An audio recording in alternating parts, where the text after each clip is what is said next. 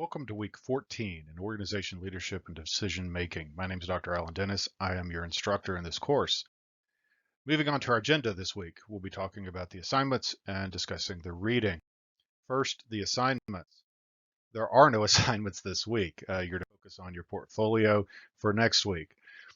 Which is the discussion. Next week, we'll be talking about cover information about leadership and communication within organizations. By the end of the week, you should be able to understand the various components of leadership, followership, and explain the Big Five personality model. Chapter 13 of Bratton and some additional articles is what you're supposed to be reading. And for fun, you may want to go take a Big Five test so you learn a little bit about your Big Five personality. The discussion for next week is around the concepts of Howell and Mendez's three perspectives on followership. Note how these behaviors influence work productivity. What is the Big Five personality model? What is the Myers-Briggs test? How is it similar to the Big Five model? How is it different from the Big Five model? At the end of week 16, we're going to, or for week 16, we're going to cover information about thinking back over the course concepts. It's a reflexive sort of week. There is no reading activity that week. It's a short week, so keep that in mind with your discussion post. Be sure to engage before the end of the course. Basically reflect over the overall course material. The discussion for week 16, again, the final week of the course, is to reflect over the course materials and in your own words, not somebody else's words. This is strictly your opinion. What other topics would you have liked to have covered in this course? What reading did you find the most interesting and why? How has this course changed your perspective on outlook moving forward? So what impact has this course had?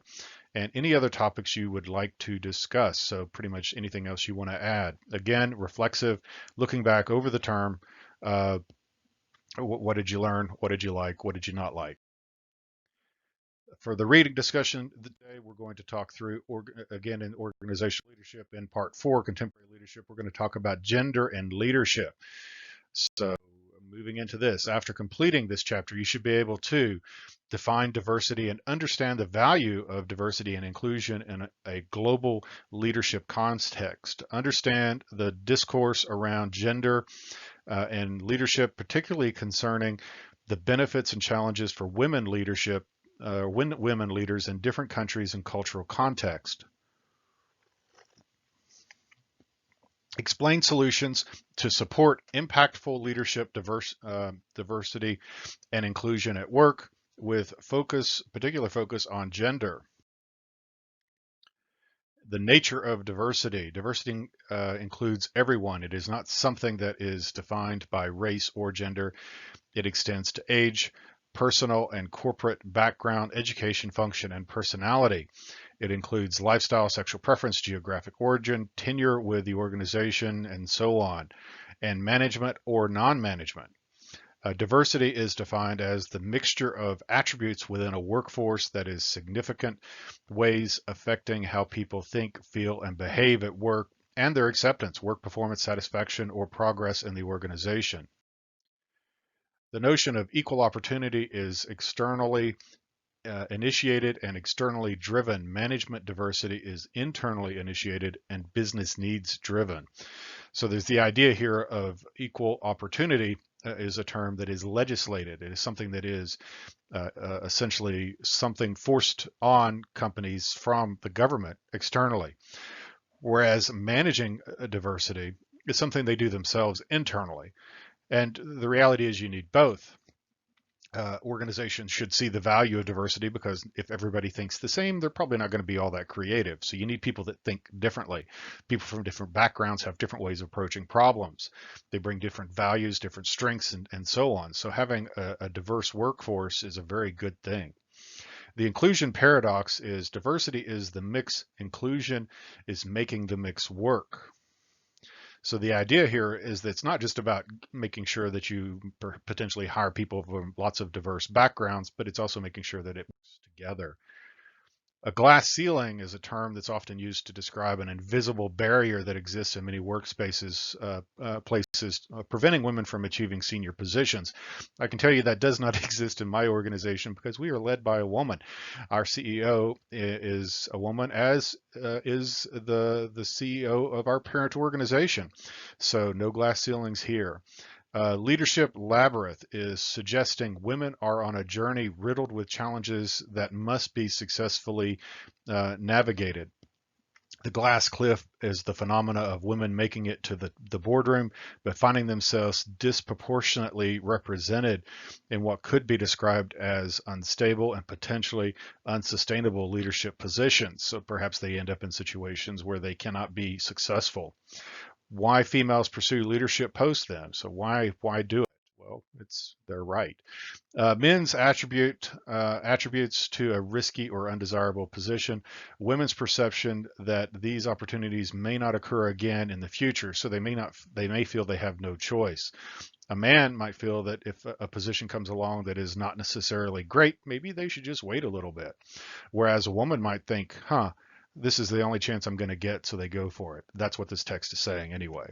Female leaders' relational approach to leadership creates the feminine advantage, according to Ryan et al. In 2011, by engendering trust with which can result in job satisfaction, organizational commitment, individual well-being, and task effectiveness, thus enhancing the effectiveness of the crisis responses.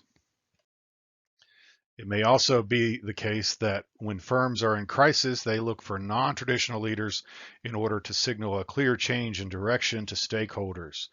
And then there's the savior effect from Cook and Glass. So gender pay gap, and this has been something that has existed and continues to exist. In 2018, the average progress on closing global gender gap stands at 68%, meaning an average gap of 32% remains to be closed worldwide in order to achieve universal gender parity. What that means is that if a man makes $1, a woman is going to make 68 cents. So doing the exact same job. That is the definition of what pay gap is about, a gender pay gap. So women across the world are paid 63% of what men earn, and the earnings of men and are continuing to increase. So that's again, doing the same work, a woman makes less money.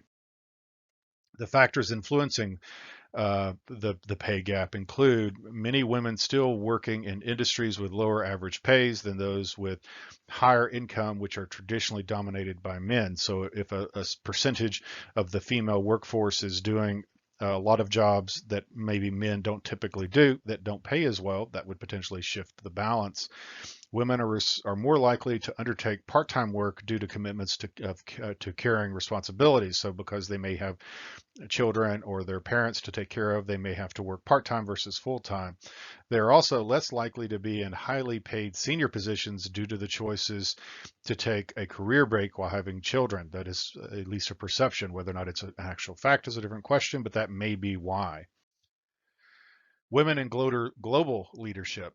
There have been positive movements via an increase of women in the boardroom with evidence of success and profitability as a result. However, there has been a slow growth and arguably not enough to reassure women of their value and impact in the workplace.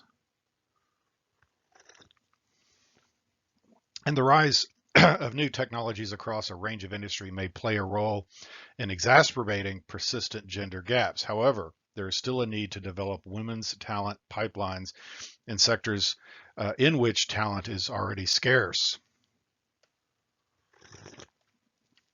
And perhaps this is going to change anyway as we consider millennial women in leadership. What makes millennials different from previous generations? They're technologically savvy, working and leading in a digital world where technology is embedded in all aspects of business, education, and government. They expect more out of work. They are also looking for meaning, challenge, and flexibility. So it may be that that helps with this pay gap. Also, more people are oriented, they're more people oriented and gender neutral in how they view women in leadership. While this generation of women may often be stereotyped as less motivated and lacking ambition, millennial women seek their professional aspirations in ways that coexist with their personal values and are likely to take different paths to leadership than in previous generations. In short, millennials do it their way, and that's true of men or women. They don't necessarily follow historical patterns. They do things that seems to make sense to them. Sometimes previous generations view them as somewhat lazy or lacking motivation. That may be just a perception because they don't necessarily approach the problems the same way. A millennial typically needs to understand why something is being done, not just that it should be done. And that also brings great value because if you understand why something is being done, then you may find a way to do it better. The future of leadership, diversity, and inclusion. Although women have been pivotal in reshaping the views we are now hold about leadership, there remains a disconnect between women's ways of leading in often competitive top-down hierarchical systems. Successful leaders need to be able to reconcile differences and work across value systems and seemingly irreconcilable complex domains. According to Lightman and Blumen, connective leadership is focused on three main areas: relational, direct, and instrumental. Together, these areas support contributing to other tasks, relational, mastering one's own tasks, directional, and maximizing interactions, instrumental.